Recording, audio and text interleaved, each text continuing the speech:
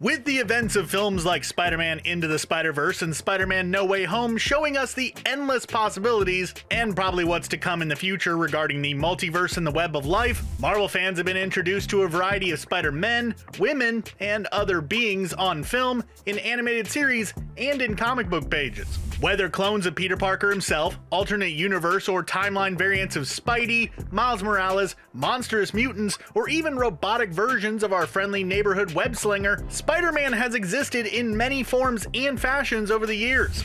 Hey, relax. I'm just your friendly neighborhood Spider-Man. Oh yeah? Well then, what the hell happened to the neighborhood? The most iconic and identifiable of all Marvel characters and superheroes as a whole, Spider-Man is often imitated but never replicated. Join us as we deep dive into and analyze a large handful of the best and strongest Spideys that we have ever encountered, as we rank 25 of the most powerful versions of Spider-Man. Wow, great reflexes. The feral, vicious, and devolved version of Spider-Man, Man-Spider has all of the same powers as Peter Parker. However, some abilities are enhanced and others dampened. With 8 appendages, giant stature, acid spit, and razor-sharp fangs, Man-Spider is formidable, but his low intelligence and aggressiveness are definite weaknesses. In some versions, the lizard formula transforms Peter into the monstrosity. In others, it's caused by natural evolution. Another variation of this character is known as the Doppelganger, a mindless and multi-armed Spider-Man replica created by the evil Magus. Spider-Man of Earth 51412, Patton Parnell was a disturbed and tormented young man who lived with his abusive Uncle Ted. Patton also experimented on animals and would perversely spy on his female neighbor, Sarah Jane. A dark and gritty version of Spider-Man, Patton and Sarah would attempt to liberate animal test subjects from a lab when Patton was bitten by a large red spider. Gaining organic spider silk webbing, superhuman physiology, and fangs, Patton would begin eating animals before biting Sarah's neck, ultimately transforming into a hideous, monstrous, spider-like creature. Implanting eggs in Sarah's throat, which would hatch hundreds of tiny spiders, Moreland would eventually show up and vanquish Patton Parnell with ease. Good riddance. Peter Porker was born a spider who was bit by May Porker, a radioactive cartoonish pig. Awakening as an anthropomorphic swine, Porker realized he also retained his spider abilities. With all of the powers of regular Spider-Man, including the need for web shooters, Spider-Ham also possessed his unique Spidey nonsense. When I'm not pooching around, I'm working like a dog trying to sniff out the latest story. Spidey nonsense allows Spider-Ham to become cartoonier with the more danger he gets in. Teaming up and throwing down with hilarious animal-themed characters such as Captain Americat, Dr. Doom, and Raven the Hunter, Spider-Ham is a staple in the Spider family. Spider-Man Noir, also known as the Spider-Man of Earth 90214, was raised during the Great Depression and is quite different from his multiversal counterparts. Wearing a dark sepia-colored uniform, this world's Peter Parker is also not afraid to use a gun. Including all of the regular Spider-Man abilities, just a couple of notches less powerful, Spider-Man Noir is similar to Batman and enjoys parkouring around the city, hiding in the darkness. He does have one ability superior to OG Spider-Man. Noir is able to create web fluid in his body organically. The matches burned down to my fingertips just to feel something, anything. Oh. Foul-mouthed freedom fighter and punk rocker, Hobby Brown was bitten by a spider irradiated with nuclear waste and became a Spider-Man. On Earth 616, Hobby Brown is of course the superhero called Hornet, but on Earth 138 he is the anarchist Spider-Punk. Possessing the abilities of seemingly both Spider-Man and Hornet's base powers, Spider-Punk also totally shreds on electric guitar. The Spider-Person of Earth 65, Spider-Gwen has all the same capabilities as Spider-Man, with very few, very minor differences. Gwen was gifted her web shooters by Janet Van Dyne. Different from the web shooters that Peter Parker developed on Earth 616, Spider-Gwens are superior, capable of creating infinite web fluid using moisture collected from the air. Losing her powers before getting them back via a powered suit, Gwen currently uses the alias Ghost Spider. Hey guys, Wanda? it's Gwen, actually. Oh, you know her. Very cool. A few characters have used the name Spider-Girl in Marvel Comics over the years. On the primary Earth 616, a young girl named Anna, or Arana as she would be called, was given her powers mystically by a sorcerer named Miguel, who saw something special in the teen. Garnering all the same physical abilities as Spider-Man, Arana can also create her web fluid organically, camouflage like a crab spider, and even encase herself in a blue exoskeleton. She actually continues to use the Spider-Girl codename to this day. How exactly is a boy gonna save Spider-Girl? First of all, that's Spider-Man. In an issue of What If, Betty Brant would become Spider-Girl on Earth 78227. And on Earth 982, May Parker, daughter of Peter and Mary Jane, would realize the exact same powers as her father and become Spider-Girl. Currently, May is known as Spider-Woman, although on Earth 616, another hero also happens to use that name. Jessica Drew was experimented on by Hydra, giving her superhuman and spider physiology. Although wall crawling is in her wheelhouse, web slinging is not. However, Spider-Woman has a few unique abilities of her own. Proficient in martial arts and espionage after defecting to S.H.I.E.L.D., Spider-Woman is also able to glide and discharge shocking energy waves from her hands that she calls Venom Blasts. That's a nice bat blast you've got there, Dracula. Let's see how it matches my Venom Blast. Most importantly, Spider-Woman secretes pheromones when under duress, making anyone within her vicinity attracted and infatuated with her. A clone of Jessica Drew, known as Black Widow, exists on Earth 1610. Peter Parker's clone, Ben Reilly, is the original Scarlet Spider. Initially created by the Jackal to torment Spider-Man, Ben Reilly would eventually go from villain to hero over the years. I call myself Scarlet Spider, but that doesn't matter. You'll never see me again. I'm not part of your world. Being an exact replica of Spider-Man before his powers had fully developed, Scarlet Spider's abilities have not enhanced or evolved as greatly as Peter's have over the years. However, he does possess all of Spider-Man's original core powers nearly identically. After taking up the mantle of Spider-Man himself, Ben Reilly would eventually give up the Scarlet Spider title to another Peter Parker clone, Kane. Penny Parker, like her father before her, is technically the Spider-Person of Earth 14512. However, in this universe, nobody seems to really have any superpowers. Rather, they wear armored suits akin to Iron Man and do battle that way. Piloting the spider suit, the other half of the CPU used to control the machine is formed by a radioactive spider, which Penny allowed to bite her. With web shooters built into both arms of the suit, the spider swings and slings around the city, just like Spider-Man, with Penny riding inside or on top. The concept is so original and fun that Penny wound up being a huge hit when she appeared in Into the Spider-Verse.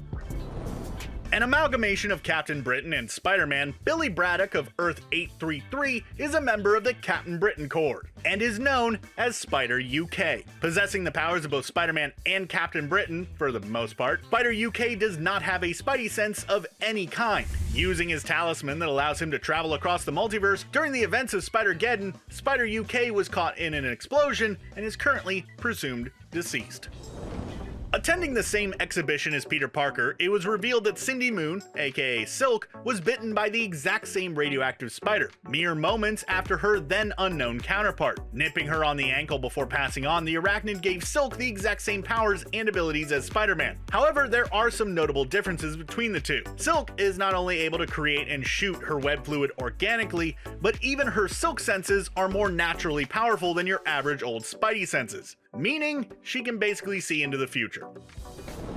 On Earth 616, there is an artificially evolved spider monster called Spinneret who attacks Scarlet Spider. Although really cool, we aren't talking about that Spinneret. Rather, on Earth 18119, Peter Parker designed a suit that would draw from and redistribute his powers, allowing his wife Mary Jane Watson to use them as well. Donning the name Spinneret, MJ possessed the same superhuman abilities as Spider-Man. However, they are slightly weaker. When activated, unfortunately, her suit also dampens Spider-Man's powers, due to them being shared between the two. At one point, Spinneret was gifted with a bio-upgraded suit, which turned out was fused with a symbiote that powered her up pretty greatly.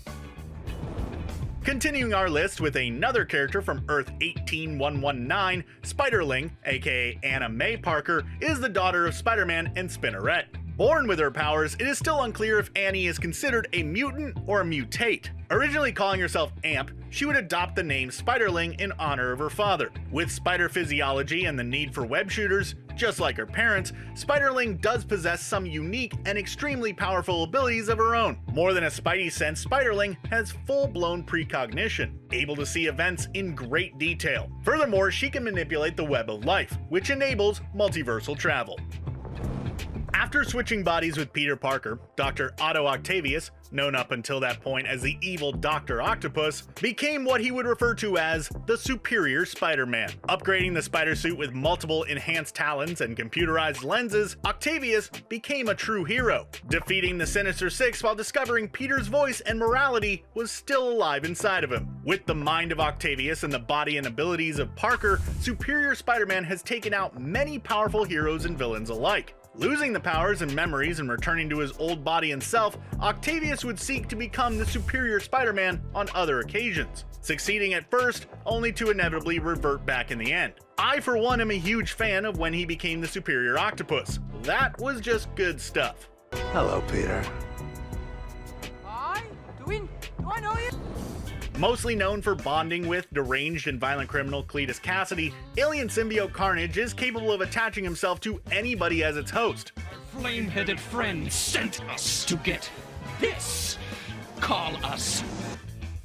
On one occasion, Spider-Man clone Ben Reilly, under the mantle of Scarlet Spider, became Spider Carnage. After battling with Carnage, who went on a bit of a rampage, Ben would bond himself with a symbiote long enough to allow his allies to escape unharmed, before Carnage would return to Cassidy. Although the potential of this creature has never been fully realized, you have to imagine that combining the powers of Spider-Man and the powers of Carnage would make for one super tough alien dude.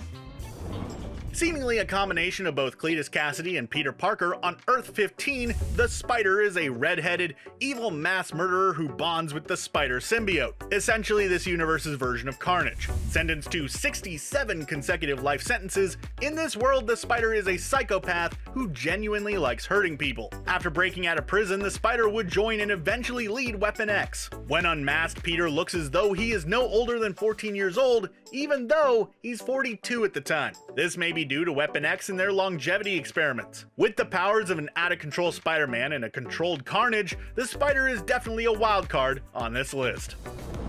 Miguel O'Hara is the Spider-Man of the futuristic Earth 928 and my personal favorite. In an attempt to save his own life after being poisoned with a biohallucinogenic drug, Miguel underwent a genetic procedure, splicing his DNA with the genes of a spider. Obviously, he went on to gain the main power set of most spider beings. However, Miguel also has some unique abilities of his own. Growing talons and fangs that secrete a paralyzing toxin. Spider 2099 also shoots organic spider silk from his forearms. Furthermore, his spidey sense has manifested differently as well, extending into telepathic territory. The current Scarlet Spider and second of Peter Parker's clones to don that mantle, Kane Parker is a sadistic version of Spider-Man created by the Jackal. All of the power, none of the responsibility, is the old adage that accompanies the Scarlet Spider, and couldn't be applied more to anybody but Kane. Degenerating into the monstrous tarantula for a brief time, Kane's version of Man-Spider, if you will. He would eventually hone his evolution and abilities. Capable of doing everything that Spider-Man does, Kane has an enhanced spidey sense, which enables him to receive short visions of the future. He also has organic webbing, retractable stingers, and psychic alignment with spiders and other bugs. Kane also possesses a corrosive touch called the Mark of Kane. Using the hundreds of sticky tendrils in his fingers and hands, Kane discovered that he can tear apart, burn, and maim foes with a simple touch. After the death of Peter Parker on Earth 1610, also known as the Ultimate Universe, Miles Morales would step up and become the new Spider-Man. After the multiverse was effectively destroyed, Miles, along with his friends and family, were transported to the primary Earth 616. This would allow Miles Morales to join Peter Parker of that universe, adventuring together and thwarting enemies across the Spider-Verse. After a spider got contaminated with Norman Osborn's Oz formula, it would escape into the wild, biting Miles Morales in his Brooklyn apartment home. Possessing standard Spider-Man powers, Miles also has some unique powers, such as spider camouflage. Miles is also capable of creating venom blasts similar to Spider-Woman's. And even more impressively, he may be immortal due to the contaminants of the Oz formula. What more needs to be said? If OP was in the dictionary, Spider-Hulk's picture would be right next to it. The first time Peter Parker and Bruce Banner combined their efforts, literally, Peter was hit with a bioelectricity energy beam that combined the two super beings into one person. This method saw Spider-Man regress to Hulk's level intellectually, rampaging with radioactive spider power. The second time, however, wasn't a merge between the two. With Bruce figuring out how to free himself from the Hulk, the Beast's consciousness found a new host in Peter, rendering him with all the Spidey intellect and abilities on top of the Hulk's unfathomable strength and durability. As mentioned previously in our video, Spider-Gwen has recently adopted the name Ghost Spider. However, this entry revolves around the Peter Parker of Earth 11638. Originally known as the Amazing Spider, in this universe, Peter's Uncle Ben never passed, and the two became wealthy scientists. Using technology that they created, the Amazing Spider would transport other Spider-Men from various universes to his, absorbing their power in the process. After a battle with the OG Spider-Man, Amazing Spider perished in the accident, sending him to, well, to hell. Freed by the Sorcerer Supreme, Dr. Bruce Banner, and infused with the spirits of the repentant damned, the Amazing Spider became the Ghost Spider, garnering the powers of both Spider-Man and the Ghost Rider all in one. Earth 2149, aka Earth Z, is the home to the Marvel Zombies. Hey, relax. I'm just your friendly neighborhood Spider-Man. Oh yeah? Well then, what the hell happened to the neighborhood? More than likely mirroring the same life as OG Peter Parker before the whole, zombie outbreak thing, Spider-Man was eventually bit by Colonel America. This universe's Steve Rogers. With all of the same powers as Spider-Man, but zombified, this creature swings around town using his veins and arteries instead of webbing. Gross. Using his zombie senses, Spider-Man can detect real flesh, and he even ate the Silver Surfer, consuming and retaining a small dose of the power Cosmic, which amplified his powers, allowing him to fight with Zombie Galactus. Comics can get crazy. Peter Parker of Earth 13 not only became Spider-Man, but also retained the powers of the Enigma Force. In Marvel's Prime Universe, Earth 616, the Enigma Force gives Captain Universes their powers, and does the same in this instance. With all the powers of Spider-Man, they feel almost secondary to the godlike abilities acquired by Peter after hosting the Enigma Force. Matter and energy manipulation, cosmic consciousness, energy blast, flight, even forcing people to tell the truth with his Univision. Cosmic Spider-Man is incredibly formidable. Derived from pure life force, Cosmic Spider-Man was ultimately defeated, as that's what the Inheritors feed on, destroying him upon their invasion. Spider-Man is the strongest Spider-Man, more so than any power or ability given to him by any number of freak accidents involving animals or bug-themed supervillains. Spider-Man's willpower is his best weapon, and is what separates him from not only other Spider people, but also other heroes across all of Marvel. Sticking to his vow of not killing and actually coming back from the dead himself on multiple occasions, Peter Parker of Earth 616 is not just one of the Spider Totems, but he is the pillar of the entire Spider-Verse.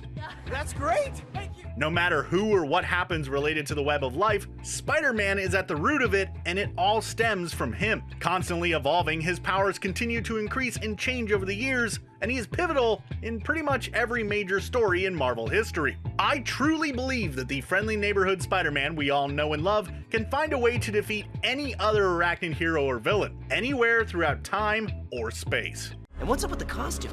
Is that a metallic fiber?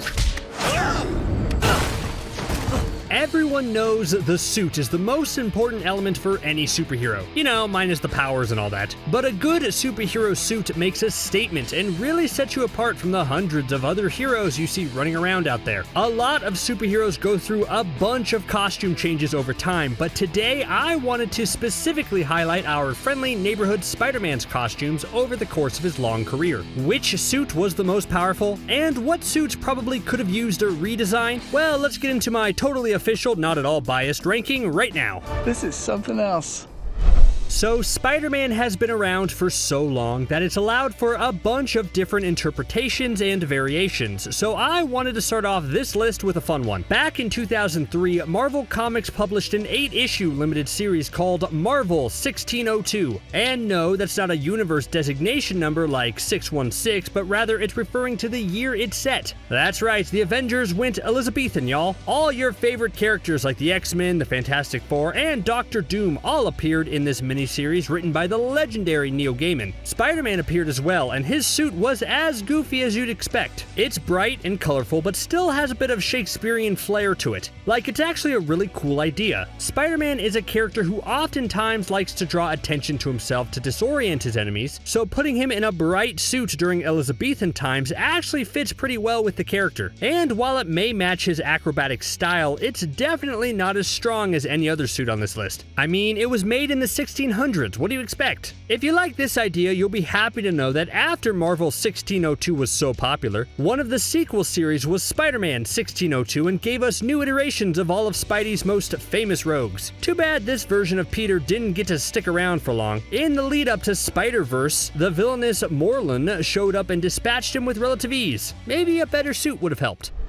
One thing that I appreciated about Captain America Civil War and part of Spider-Man Homecoming is how it gave us a realistic suit that a poor teenager would craft together. Sure, it looks a little wonky, but that's the point. Remember how in the original Sam Raimi trilogy, Peter Parker had that ugly suit, but then was so devastated after his uncle's demise that he suddenly became the world's greatest graphic designer and somehow learned to just sew better? Wild. The homemade suit in the MCU is simple but extremely effective. It doesn't have the bells and whistles of all the other suits on this list, but it allows Peter to stay disguised to protect his identity, makes him colorful enough to look like a superhero, which is probably what Peter was going for, and has enough upgrades like his eye goggles and web shooters to make sure he can effectively fight crime. And while the homemade suit doesn't have any fancy upgrades or powers, what it does do is make Peter Parker rely on his own ability rather than the ability of the suit. Sure, all the suits we'll talk about later are technological marvels, but a lot of them feel closer to an Iron Man suit rather than a Spider-Man suit, and I like it when the character is stripped down to the basics. It also makes cosplaying as this character much less expensive.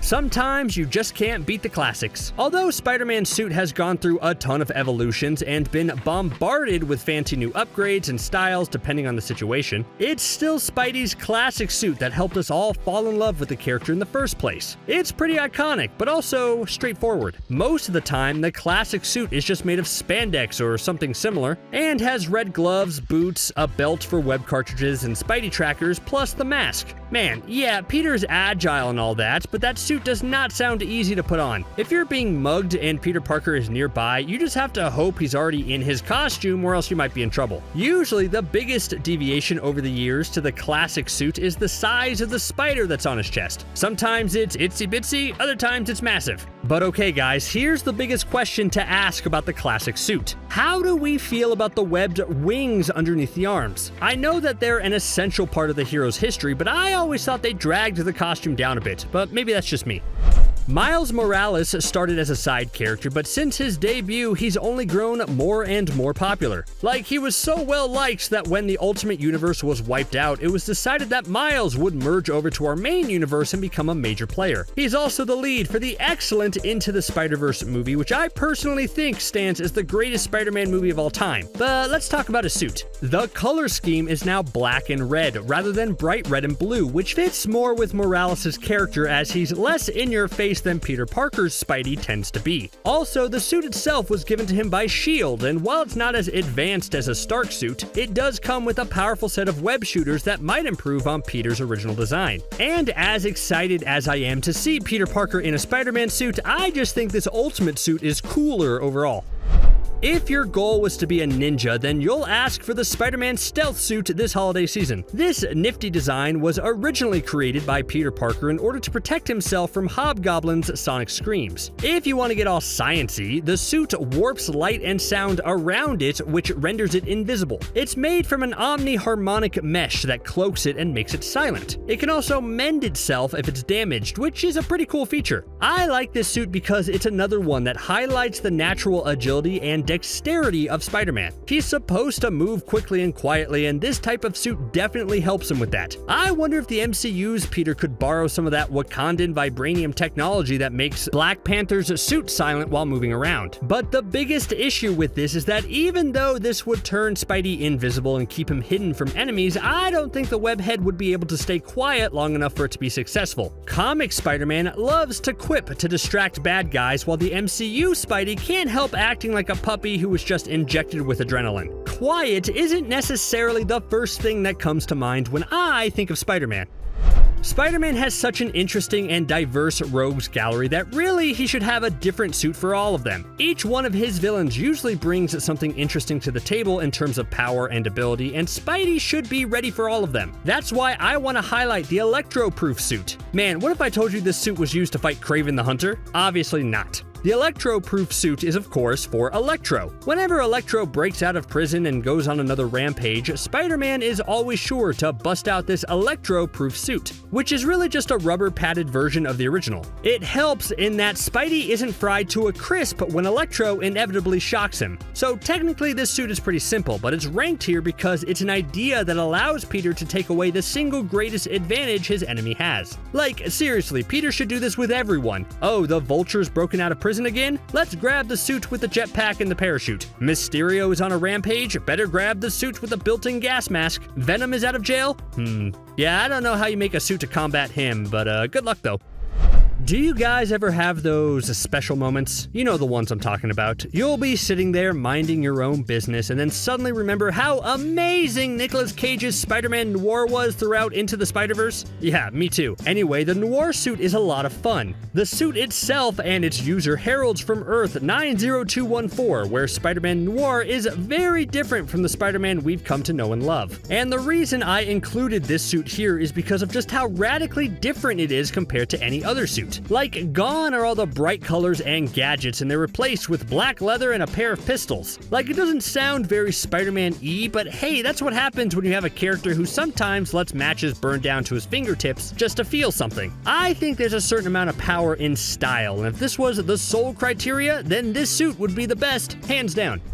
Sometimes even the Peter Tingle, the Spider Sense. Man, the MCU has really ruined that phrase, hasn't it? Anyways, what was I saying? Oh, right. Sometimes the Spider Sense just won't cut it. Yes, Peter's Spider Sense allows him to dodge a lot of bullets and gunfire with relative ease thanks to his spider-like reflexes, but sometimes Peter needs something sturdier. That's where the Spider Armor comes into play. With a pretty straightforward name, you can guess what this suit is all about. In the comics, when the new Enforcers came to New York and started using high-caliber firearms, Peter went to the drawing board and came up with the Spider Armor. It was developed at Empire State University and was made from a pseudo-metallic compound that allowed Peter to be bulletproof. That must have been a relief to just allow bullets to hit him for once. Of course, you can probably see the big problem here. The Spider Armor was much heavier than Peter was used to, and that ultimately slowed him down and made him less agile, which again is kind of his whole thing. Man, nothing can ever be easy for Peter Parker, can it? Right off the bat, this isn't your friendly neighborhood Spider-Man. This is your mean, ruthless, terrifying Spider-Man. The Spider-Man on Earth 8351 is extremely different from the Spider-Man we're used to. This version is a top Black Ops assassin who works alongside Wolverine. This Spider-Man suit looks rather villainous in its design and is definitely no nonsense. This is a suit that if you see it, it's probably going to be one of the last things you see, you know what I mean? The big difference in this suit is that on top of web shooters shooting webs, they also fire bullets, which automatically makes this version of the webhead incredibly lethal. Like, there's one scene where a villain laughs after cutting Spider-Man's webs, only for Spidey to shoot him in the face. Ouch. You pair this new, dangerous suit with a now uber-serious Peter Parker, and you got yourself one new dangerous threat. You don't necessarily look at Spider-Man's suit and think sleek, but for this one, you might make an exception. This is the Future Foundation suit, and its mostly all-white design with black trim certainly gives it an eye-raising appearance, but the suit itself is quite powerful. It's made from a new generation of unstable molecules and thus comes with a bunch of unique abilities, like being able to self-repair itself if it's damaged. On top of that, the suit can change its appearance in a flash, turning from its all-white design to battle armor or street clothes with just a single thought. That also means that if Peter is ever feeling nostalgic, he can morph the suit into his familiar red and blue design, but also keep all the upgrades the Future Foundation suit comes with. It also has a pretty nifty stealth mode, which makes it even harder to detect. Overall, this is probably one of the best and easiest suits to manage. Can I sign up for the Future Foundation? No? Okay. The Fear Itself crossover in Marvel Comics pitted our favorite Avengers fighting Serpent, an Asgardian fear deity who caused a global panic on Earth while trying to reclaim the Asgardian throne that he felt his brother Odin stole from him. Classic Odin. Anyways, a fun little detail to come out of this event was a new suit for Spider-Man. When facing an Asgardian deity, a normal spandex suit just wasn't going to cut it. The new suit was created by Tony Stark from the metal Uru, which savvy comic readers know is also what Thor's hammer is made out of. It's light blue in color with glowing web trim, and he sorta looks like he belongs in a neon rave of some sort. Obviously, this was an incredibly sturdy suit, and it was soon blessed by Odin himself. So yeah, although this suit would never hide itself in a crowd and blend in, it's a reliably offensive suit that can go toe-to-toe with Asgardians. I think everyone by now is familiar with the symbiote suit and its relationship with Spider-Man. After Spidey merged with the gooey black substance, he found himself with an incredible new suit that was a considerable upgrade to what came before. Besides a sleeker, all-black look, Peter found himself stronger, faster, and more durable with this new suit. Also, it produced its own webbing, which was probably a huge relief on Peter's time and peace of mind. You know how many nights he probably sat up concocting new webbing for his web shooters? You know how many times he was fighting a villain only to discover he was out of web cartridges? This suit solved both those problems. And they both lived happily ever after. Or, okay fine, we know that's not what happened. Eventually the suit formed an unhealthy attachment to Peter, there was a huge fight involved, and yada yada yada, we got to see Tom Hardy sit in a giant lobster tank. Yes, even in the future, there will still be a Spider-Man. Miguel O'Hara is the titular Spider-Man from the year 2099, and as you'd expect from a futuristic suit, it has significant upgrades. But before mentioning those, can I just read the room and see what you guys think of the coloring and design for Miguel's costume? It certainly makes an impact and stands out, all while basically switching the primary and secondary colors of red and blue. On top of being extremely durable, it also has powerful GPS and infrared sensors, boot jets, hologram projectors, and the ability to shoot explosives out of the web cartridges. Plus, it can glide through the air thanks to an airfoil cape that emits a stream of anti-gravity particles.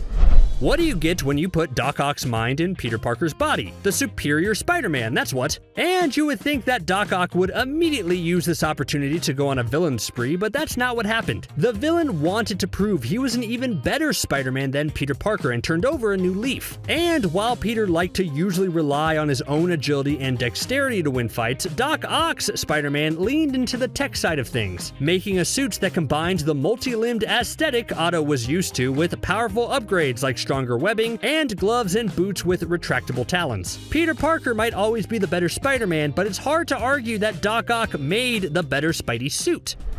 The final two will be MCU suits, and it's mainly because they took Stark technology and put them in a Spidey suit, which in the MCU made them the most powerful suits ever. Like, Tony Stark recruited Peter Parker to help him fight Captain America, but couldn't have his new protege show up in a baggy sweatshirt, so at some point in time, probably overnight because that's when Tony does his best work, he designed a Spider-Man suit that looked a lot like a plain Spider-Man suit, but enhanced it with a ton of new upgrades and features. Like, it had gadgets that allowed Peter to shoot different types of webs, glider arm things, a parachute, and even an advanced AI system that could control his suit for him. Sure, there was also an insta-kill mode, which is a little questionable given that Peter is just a teen, but it just highlights how powerful this suit was overall. Also, I know that this doesn't really affect the power level of the suit and is more of an aesthetic thing, but I like how Tony took the time to make the eyes expressive. Sure, it's all done with CGI, and there's an argument of how Sam Raimi's more natural suit is better, but it's hard to argue that this first Stark suit is one of the most powerful.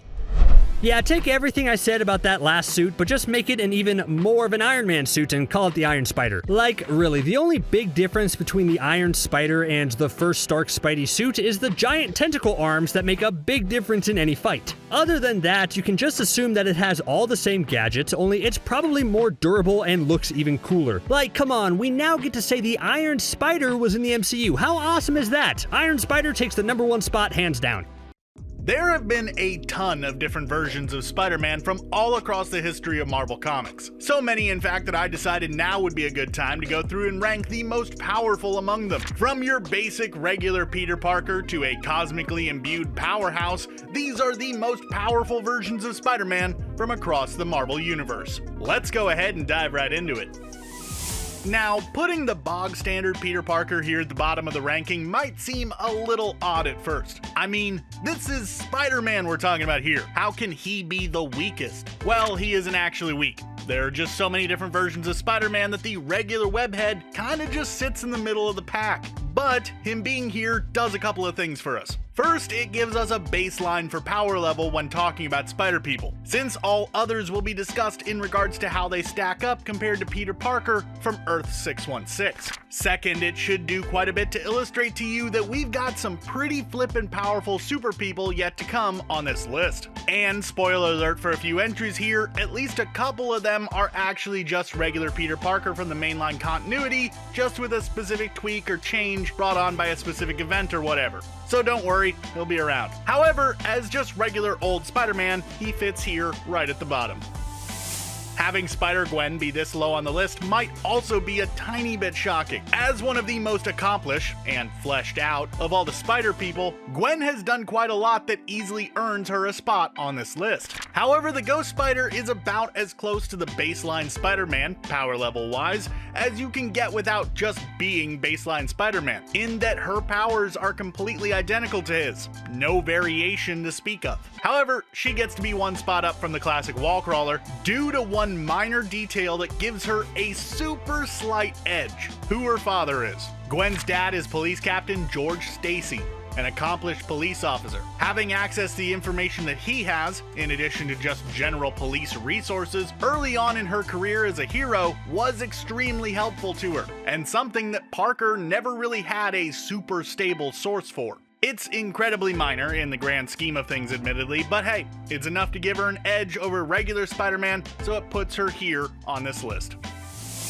Finally, we come to a Spider-Person that actually has some tangible difference from the baseline Spider-Man, power-wise. Here we have Cindy Moon, aka Silk. Having been bitten by the exact same spider that gave Peter Parker his abilities, you would assume that Silk would have the exact same ones as well, and for the most part, she does. In fact, a lot of the abilities that she has that Parker does as well are actually slightly weaker than his. She can't lift as much as he can. She can't take as much of a beating as he can. She also just isn't as smart as Parker is. Close, but not quite on the same level. However, her spider sense is quite a bit stronger, being more sensitive than nearly any other Spider-Person out there. This has allowed her to get out of some rather sticky situations that would have gotten the better of Parker. She also has the ability to spin organic webbing out of her fingertips, as opposed to needing to rely on mechanical web shooters like Parker does, which is just straight up superior. Probably why the Raimi film version has organic webbing, it's just better.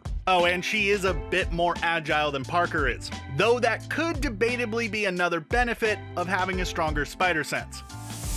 Next up, we have probably the most well-known of all the non-Peter Parker variants of Spider-Man. Of course, you knew he had to be here somewhere. It's Miles Morales. On the surface, Miles may just seem to be a fairly run-of-the-mill Spider-Man, possessing all the same powers and such as Peter Parker. However, Miles actually has two additional abilities that put him pretty squarely head and shoulders above Parker. First up is his camouflaging power. Miles can effectively turn invisible on command, making stealth an absolute cakewalk for the young hero. Second is his Venom Strike, an electrical attack that can incapacitate his enemies, usually with only a single hit. That's something that Parker has expressed jealousy over on more than one occasion, by the way. Oh, yeah, and there's also the possibility that Miles might be immortal due to the fact that the spider that bit him was part of the experiments involving the Oz formula in the Ultimate Universe. They haven't really gotten too many chances to test that out, but you know, it's there.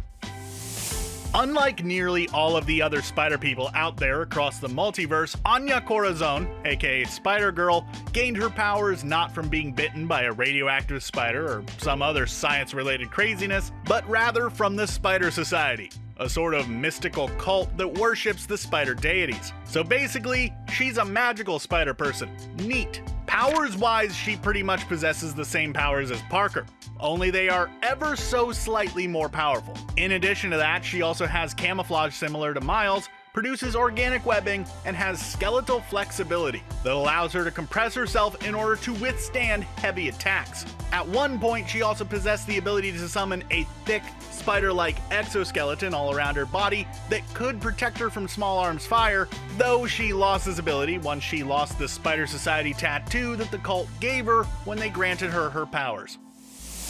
On Earth 616, Hobby Brown may have been the Prowler, but on Earth 138, Brown was the one that was bitten by the radioactive spider, becoming that world's Spider-Man, or as he is better known throughout the wider multiverse, Spider-Punk. Spider-Punk possesses basically an identical power set to Peter Parker.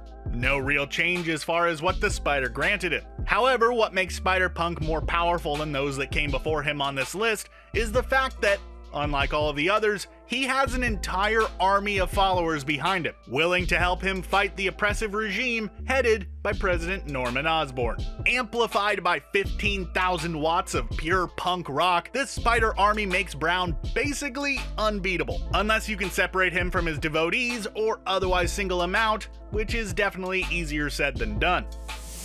Remember how I said there would be a couple of entries on this list that were just our regular Peter Parker but changed a tiny bit? Well, this right here is a prime example of that. The Superior Spider-Man is, effectively, just the same as our baseline Spider-Man. All of the same powers at the same power levels. So, if that is the case, why is he higher on this list than the regular one? Well, this is the version of Peter Parker that was mind-swapped with Dr. Otto Octavius, granting Octavius access to Peter's body while Peter's mind was trapped in Octavius's old, frail, and dying body, meaning that this is Peter Parker with Octavius's genius-level intellect and lack of morals and ethics.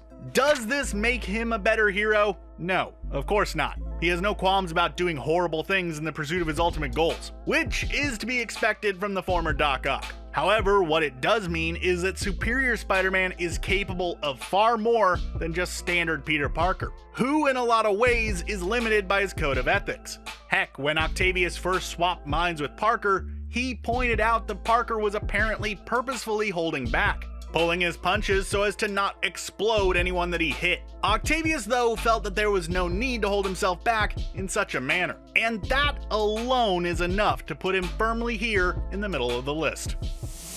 How about we get weird for a second here and talk about one of the more bizarre entries on this list. This is Man-Spider. Basically, it's a devolved version of Spider-Man that has taken on more spider-esque physical features, such as 6 arms and a pair of grotesque mandibles. It is truly a disgusting beast, but also a powerful one. Man-Spider possesses every ability that Parker has. However, some versions of him have been shown to be capable of doing stuff such as spitting acid, and even shooting organic webbing from not just his wrists, but every limb as well. While he might be noticeably less intelligent than Parker, Man-Spider makes up for it with sheer brute strength, which is more than enough to put him fairly high up on this list.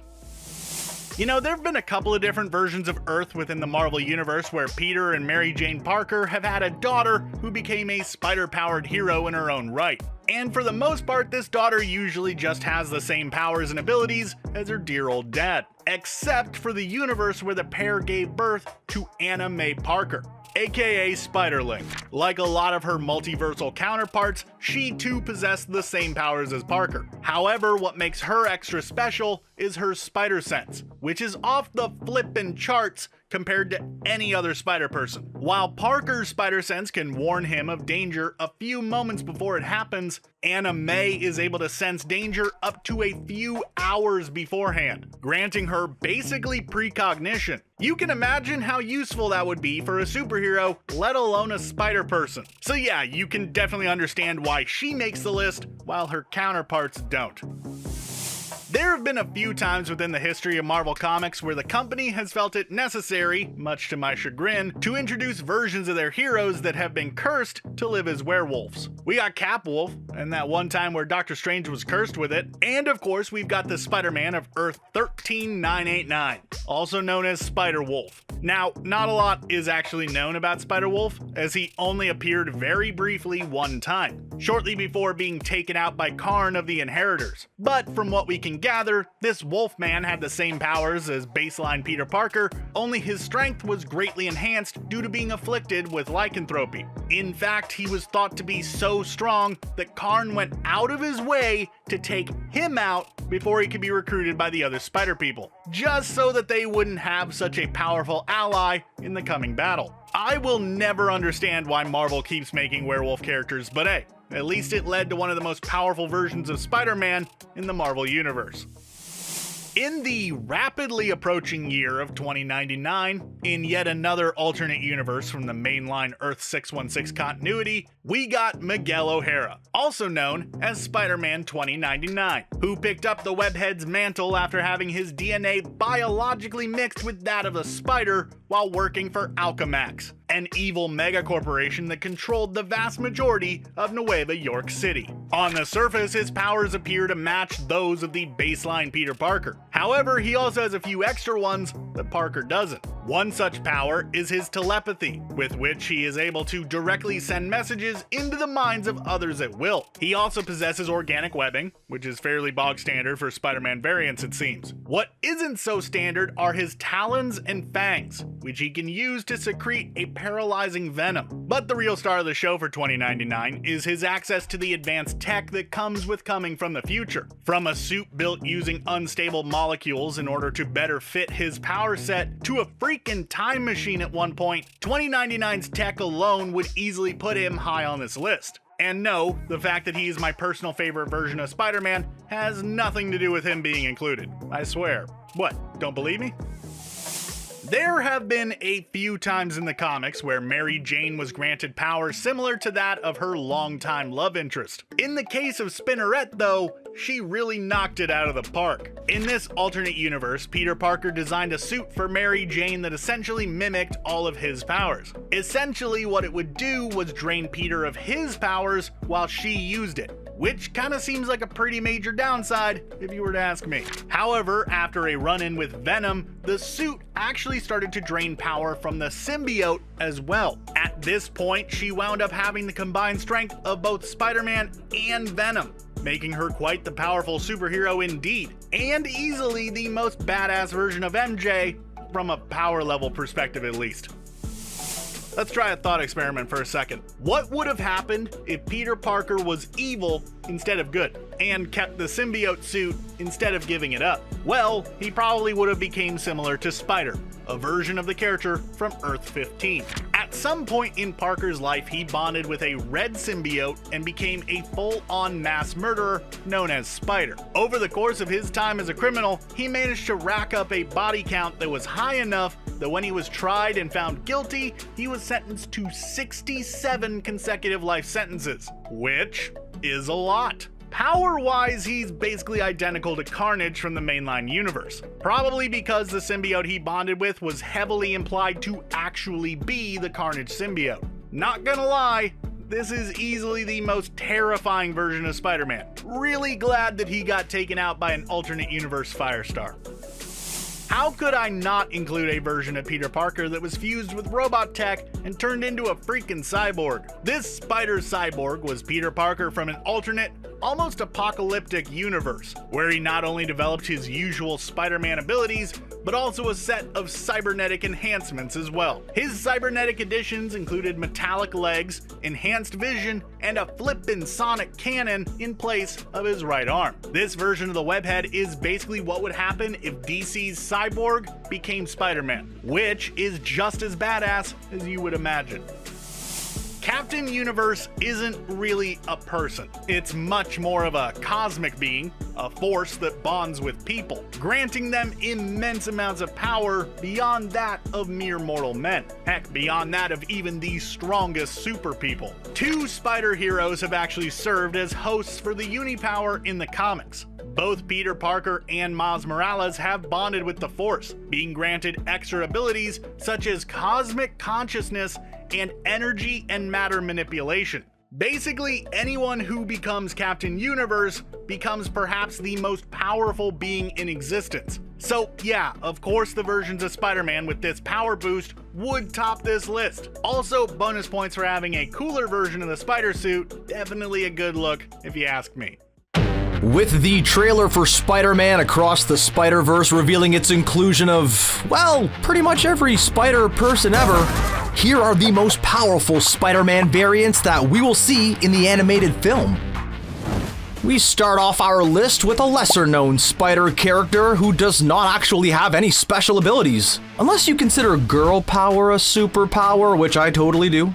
Maybelle Riley is Lady Spider, the Earth 803 counterpart to Aunt May from Earth 616, who was bit by a spider that did not give her any powers, rather taught her a valuable life lesson. Yes, really, no radioactivity, no superhuman physiology, no spidey sense.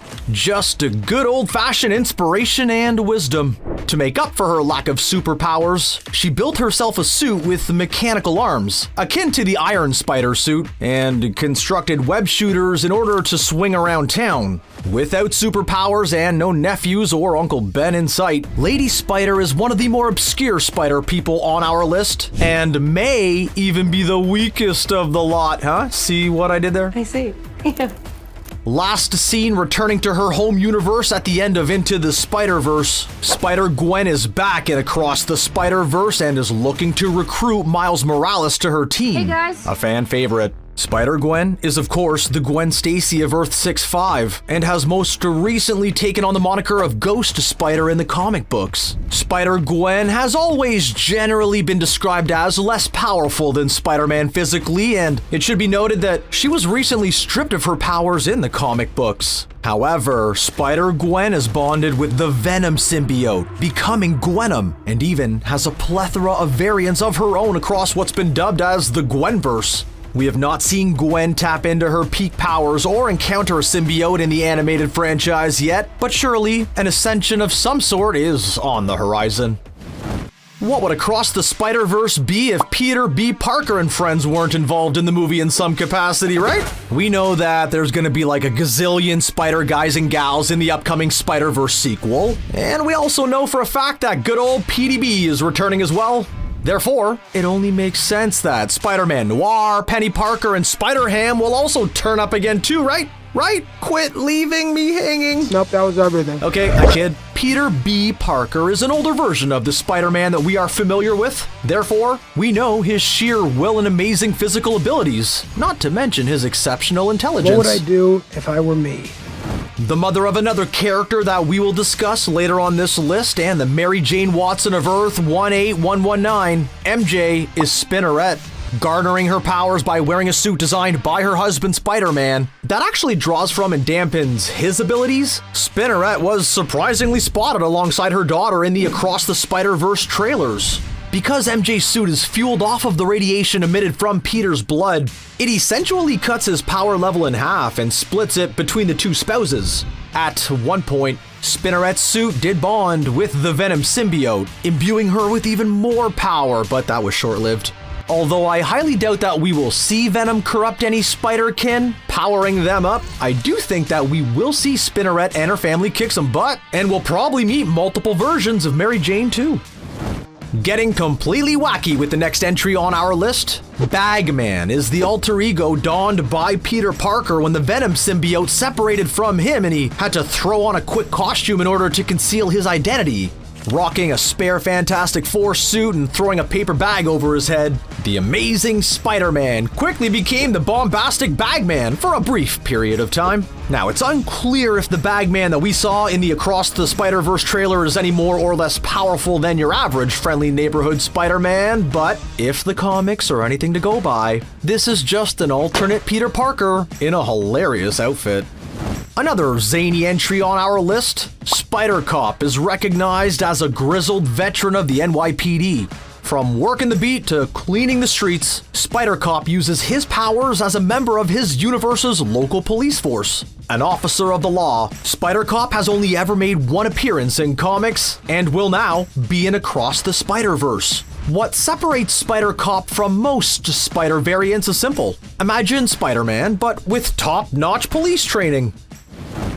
Hobie Brown is Spider-Punk, a punk rock version of Spider-Man from Marvel's alternate punk rock universe called Earth 138. It's bodacious, dude. Hobie is a foul-mouthed teenager and activist who plays in a gnarly band, dude.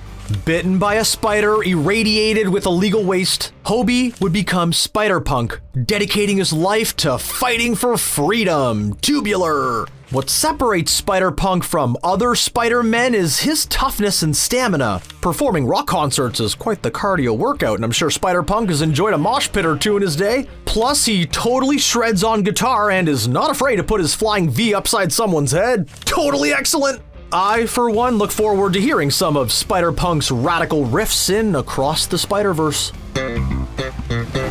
Another character who uses the name Spider-Woman, and an individual who has also called herself Spider-Girl in the past. Mayday Parker is the superhero daughter of Peter Parker and Mary Jane Watson from Earth 982. In this universe, Mayday got her powers from her father.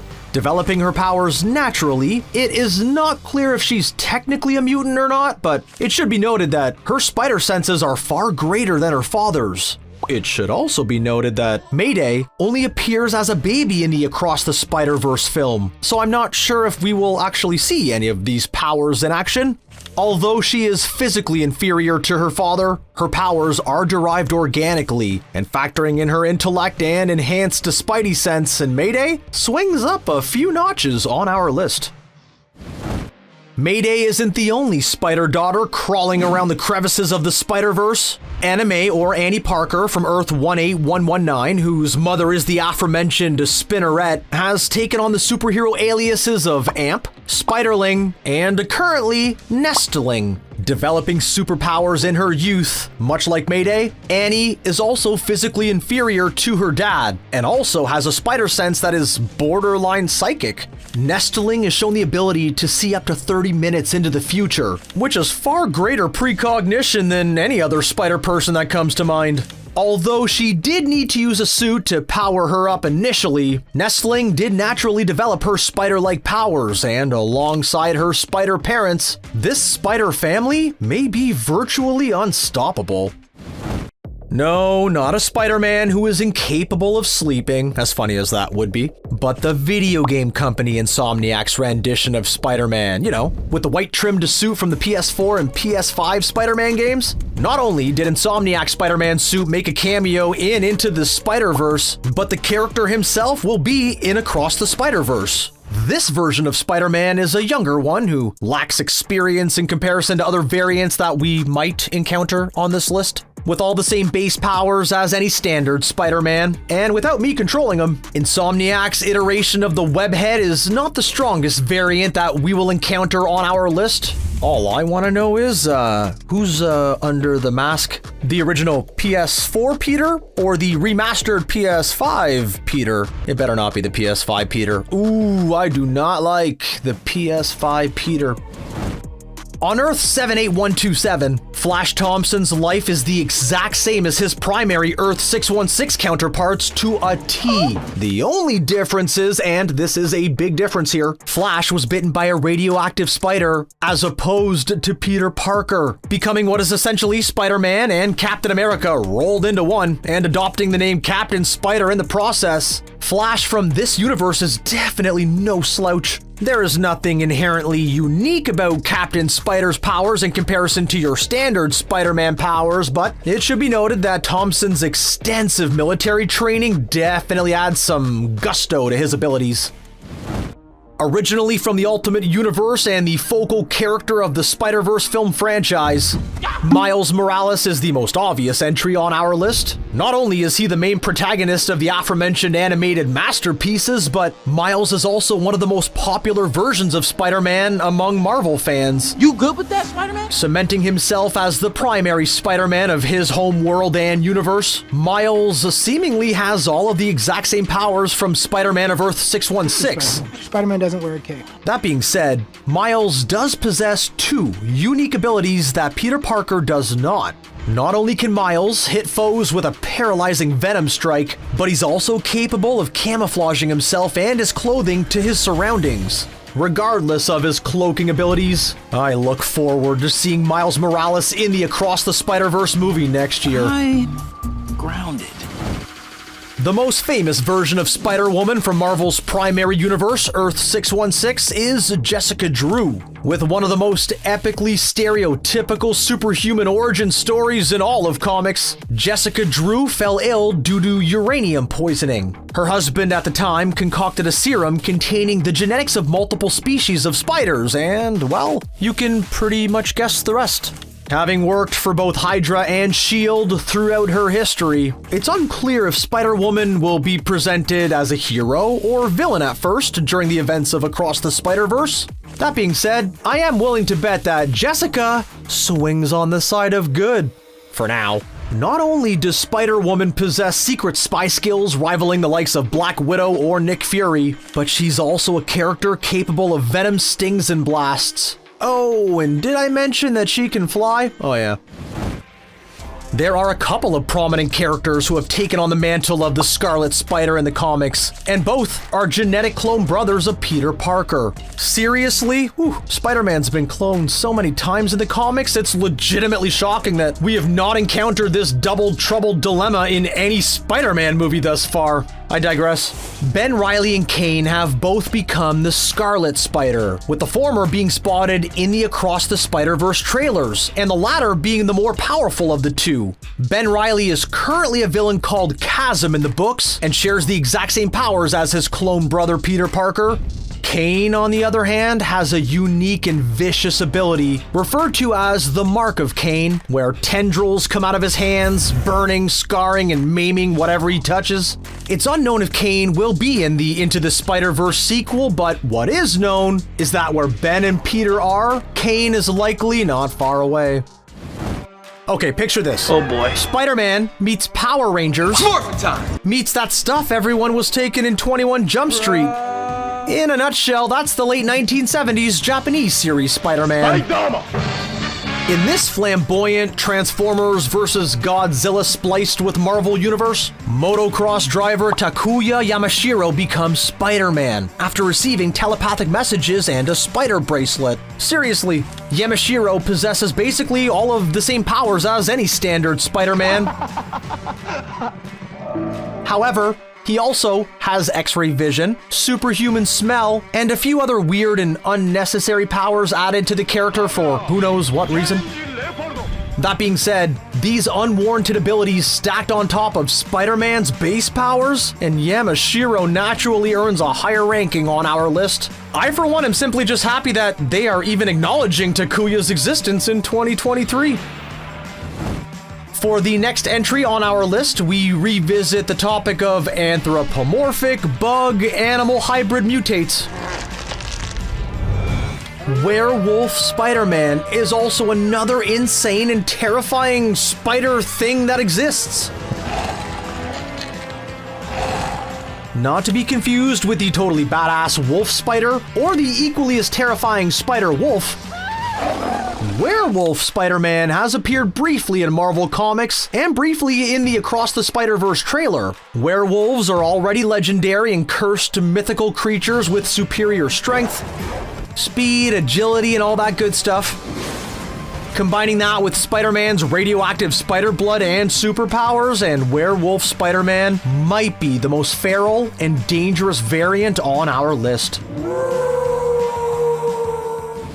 The last of the most obvious entries on this list, and the most powerful Spider-Man variant, as seen in the post-credits scene of Into the Spider-Verse. Okay, so we're just gonna roll the dice on this? So what do you say, pal? The timeline and multiverse hopping Miguel O'Hara, famously referred to as Spider-Man 2099, is on his way to confront Miles Morales, and he might have a cluster of spider pals accompanying him as well. Who do you think you are? Really? An engineer and survivor of a genetic procedure that spliced his DNA with the genes of a spider, Miguel O'Hara is a much more ruthless version of Spider-Man from the dystopian future in the year 2099, where corporatism and war plagued the world. Although Miguel and Miles will start off as rivals, they will inevitably join forces to achieve the same goal, as neither of these characters are inherently evil. As the old saying goes, say it with me now, with great power comes great responsibility.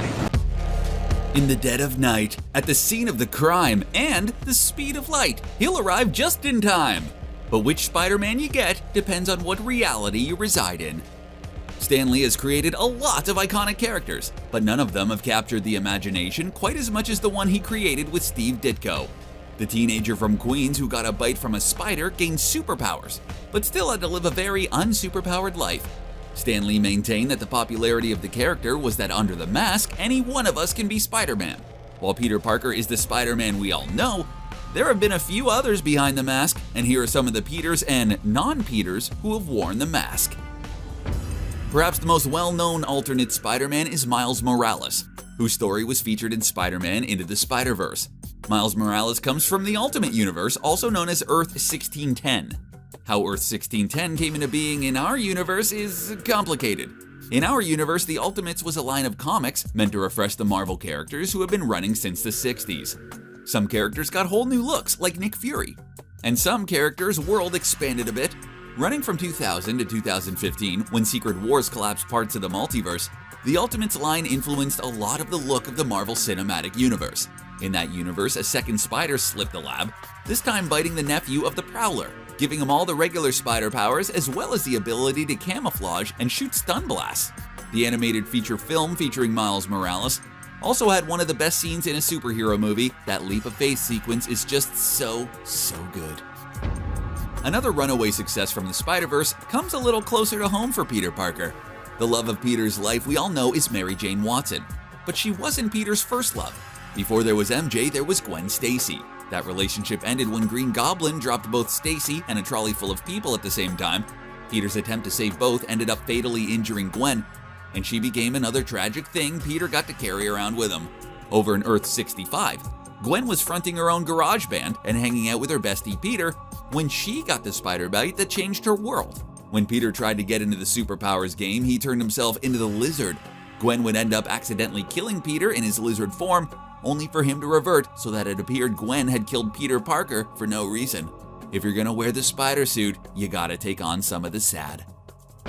In the 1930s, a lot of movies were made that revolved around gangsters, private eyes, and people up to no good. These films were lit in the style of earlier German cinema, with harsh contrasts and often featured simile-riddled narration and dialogue. In the 1950s, a bunch of French film critics watched all of those movies and, identifying their stylistic cues, dubbed them film noir. It is in this world that Earth 90214 got its Spider-Man. This time, in fitting with the style of pulp fiction of the time, the spider bite comes from a spider totem that grants Parker his powers via a spider god. Union busting and crime bosses play a much bigger role in the Spider-Man noir world, with his look coming from his father's World War I airman uniform. Another entry from the Edge of the Spider-Verse stories that answers the question, what if power suits? Penny Parker from Earth 14512 has a lot of the familiar beats, an Uncle Ben and Aunt May, as well as a bitey radioactive spider. This time, however, the spider is her co-pilot in her family's spider suit, a powered suit of armor with some of the usual Spider-Man powers on top of being a big giant robot suit. Before the Spider-Verse was a thing, there was still an alternate Spider-Man from the weird end of the multiverse. Of course, we're talking about Peter Porker, the Spider-Ham. Created in 1983 as a bit of self-parody, Spider-Ham proved popular enough to eventually star in his own semi-regular comics under Marvel's children-oriented Star line of comics. Peter Porker inverts the formula a bit, where Peter begins his story as a spider that belongs to May Porker, a pig trying to bring fusion power to the beauty industry. The end result is when she tries her nuclear-powered hairdryer, she ends up irradiating herself and then biting Peter and turning him from spider to pig. If Spider-Man Noir answered the question of what if Spider-Man happened in the past, then Spider-Man 2099 answered the question of what if Spider-Man, but in the future. Part of a line of 2099 titles that postulated a Marvel Universe 100 years on, this Spider-Man is Miguel O'Hara. Miguel was slipped a poison that was meant to make him reliant on an antidote as a blackmail scheme, but ended up taking a formula meant to replicate Spider-Man's powers. Which it did. In a little bit of Back to the Future magic, Miguel ended up being his own inspiration to take up the Spider mantle. Miguel's potential future came into question during the Secret Wars events that resulted in Miguel landing in our time and slow-boating back to 2099 to tell his younger self to become Spider-Man to protect the future. Past, both, kinda. I don't know. Miguel isn't the only time-hopping member of the family with a fondness for the spider look. Miguel managed to pass down a passion for living in whatever moment his son felt like living by becoming a time traveler. A lot of that comes down to traveling to our time and teaming up with various members of his family also displaced by time. Gabriel has no spider powers of his own, leaving most of that to his dad's spider suit.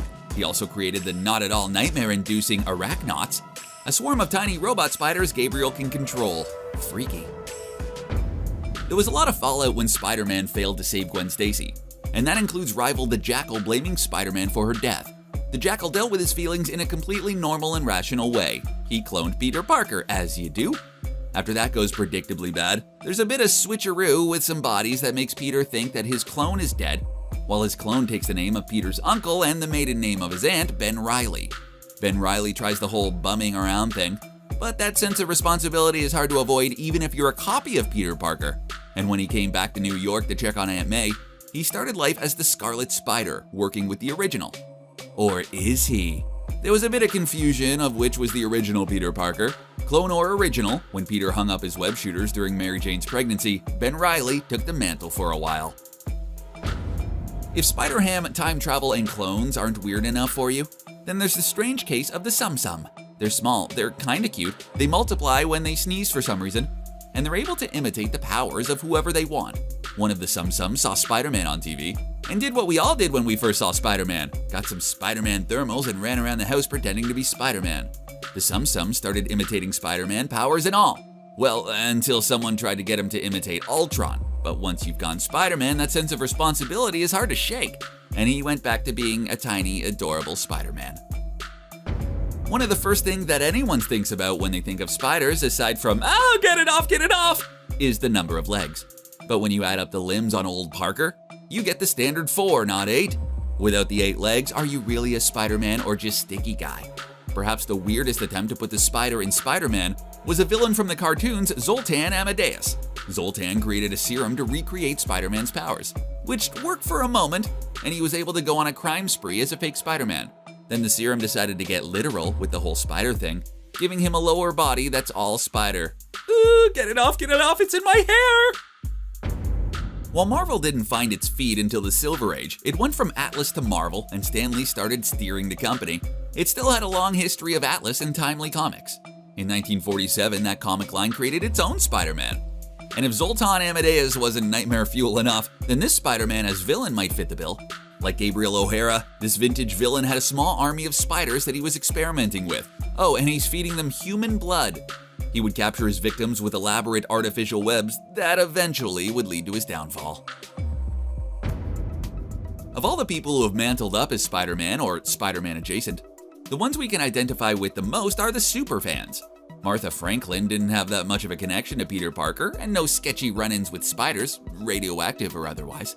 Her powers came from the weird stuff her parents were into when she took her dad's place at the Gathering of Five, where old relics dole out monkey paw-esque gifts with all kinds of weird catches. Franklin wound up with superpowers, but instead of starting her own franchise, she filled in for Peter Parker when he went missing for a bit, then took over Spider-Woman for Jessica Drew. If there's one thing that WandaVision has taught us, it's that superheroes having kids can be a super hard thing. Ben Parker was the second child for the power couple, with their teenage daughter already manifesting powers and saving the universe. After a run-in with Carnage where the symbiote bonded with the baby, little Ben's powers kicked into overdrive, which would see him crawling on ceilings before he could walk. The parents of this reality, Earth 962, died protecting him, and he was whisked away by Spider-Girl. It turns out that the reason there was all these different Spider-Men and Spider-Women is because realities all have a spider totem, and little Benji, well, he was the strongest one of all. Spider-Man seems like he's always been, and a part of that is how quickly the character caught the imagination of the world. Introduced in 1962, by 1967 Stan Lee was consulting on a half-hour Spider-Man cartoon following the 7-minute Marvel Superheroes cartoon. The animation was simple, and after Stan Lee stepped aside and Ralph Bakshi started producing it, it contained less and less iconic Spider-Man villains, and more generic villains, suspiciously similar to Bakshi's previously Rocket Robin Hood. None of that matters as much as the theme song though, which is one of the most recognizable superhero themes ever written. Does whatever a spider can. Come on everybody, you know it! Crude and recycled animation aside, the 1967 Spider-Man was iconic. But in the 90s, a different kind of shared universe was emerging. Marvel's Mutants had made it to the TV, with their own rockin' and immediately recognizable theme. When the X-Men universe crossed over to Spider-Man, the animated series, it became a shared universe. It's also perhaps the most faithful of the adaptations. All the beats are there. Gets bitten by a special spider, in this case one being experimented on for healing properties. Misuses his powers at first, then the advice and tragedy from Uncle Ben. There's even an Insidious 6. Sinister apparently didn't work for the cartoon. And, of course, the Venom symbiote. There are some Spider-Mans, men, whatever, that just defy explanation, and one of those is the Spider-Man from across the ocean in Japan. It's so bizarre, in fact, that Disney led with the story in their 616 series that explores the history of Marvel. The story goes that an eager comics fan on vacation to Japan found two things. The Japanese loved comics, and there were no Western comics. So he brokered a deal where Marvel and Toei would share characters. In that process, Japan got to produce their own show, but were allowed to change it to fit the Japanese market. Naturally, this meant giant robots and a slick car called the GP7. The show had one important fan, Stan Lee. Rather than being precious with his creation, Stan the Man was elated with how much like a comic book the show looked, even if most of Spider-Man's story was tossed out of the window. If Stan Lee was elated with the Japanese series, it was in part because he wasn't thrilled with the 1977 television outing for Spider-Man. While it's a bit of a golden age of comic book adaptations now, with one network airing no less than 5 superhero shows at one time at one point, this isn't the first time that the airways was crowded with capes. In the 70s, Marvel and DC squared off with 2 popular adaptations as TV shows, The Incredible Hulk and Wonder Woman. Hoping to swing in on that action was Spider-Man. Unfortunately, this one didn't quite catch on. Even worse, complications with the rights to Spider-Man adaptations held up the making of a proper Spider-Man movie for decades. When those rights were finally sorted out and Spider-Man made it to the screen, it was an adaptation that, along with the X-Men over at Fox, it was credited with saving the superhero movie from an early death. That early death came in the form of Batman and Robin. Bat nipples. Enough said. The movie was helmed by longtime comic fan and stylistic filmmaker Sam Raimi. More known for his horror movies, but also created Darkman when he was denied the chance to do a movie about the pulp hero The Shadow. Raimi's adaptation featured the ever boyish-looking Tobey Maguire and a picture-perfect cast. One big change, however, was Parker's organic web shooters. Traditionally, the web shooters were the invention of the young genius Peter Parker, but in this case, it came out of him. Kinda gross. Spider-Man 2 has gone on to be one of the best-regarded superhero movies ever. Unfortunately, Spider-Man 3 does not have that level of affection, and the Raimi-Maguire series ended there. Rather than move forward with Raimi's 4th Spider-Man entry, Sony decided to reboot the character in the hopes of getting some distance between jazz-dancing Peter Parker and a lackluster Venom. The result was The Amazing Spider-Man. This one swapped Mary Jane for Gwen Stacy, gave Peter his mechanical web shooters back, and leaned in more on later stories, where it's revealed that Peter's parents were involved in the super science game themselves. A second movie, meant to set up the Sinister Six and a wider Spider-Verse, didn't get the reception that Sony was hoping for, and those plans quietly went away. There has been a list of luminaries that have taken the mantle of Spider-Man temporarily for different reasons. Some were covering, some were villains trying to smear Spider-Man's name or prove they could do it better. Here's a roll call of some of them who were traded their masks for Spideys. Craven, Otto Octavius, Matt Murdock, Danny Rand, Mary Jane, Wade Wilson, Bruce Banner, in a weird way, Norman Osborn, Loki, Kamala Khan, Quentin Beck, Mac Gargan, Logan, Flash Thompson, William Braddock, kinda, Harry Osborn, and of course, Stan Lee himself. Sony's loss with The Amazing Spider-Man turned out to be a big win for fans everywhere, and a win-win situation between Disney and Sony. While Marvel was absorbing Fox like a gelatinous cube to get the rights to X-Men and Fantastic Four back, they tried a more diplomatic channel with Sony and instead offered shared custody. Sony would produce a new pair of Spider-Man movies with Disney, and then that Spider-Man could show up in Marvel movies like Civil War and the last 2 Avengers movie. This deal was too good to be true when it almost came to an early end with Spider-Man Far From Home ending on a cliffhanger. A little drunk dialing from Tom Holland got things back on track, and now good old Tommy returns as Spider-Man in a 3rd MCU movie next year. After 2 reboots and one of the most recognizable origin stories in comics, the MCU have done away with the origin story. and instead have gone with the youngest portrayal of Peter so far. And let's not kid ourselves, the best one. We love you, Tom! I'm not the only one. We're about to crack open the Spider-Verse. The animated hit Into the Spider-Verse is getting a sequel called Across the Spider-Verse Part 1, and if I was a betting man, I'd imagine we're about to be introduced to a whole gaggle of alternate Spider-Mans from across the vast multiverse. But today, I want to get a little weird. What are some of the strangest versions of Spider-Man that should appear in the sequel? How about an Old West cowboy Spider-Man? A cyborg Spider-Man? A Spider-Man that's actually just a huge mound of spiders in a Spider-Man suit? A Spider-Man that loves Twinkies? Yeah, there are some weird ones. Let's get into it right now.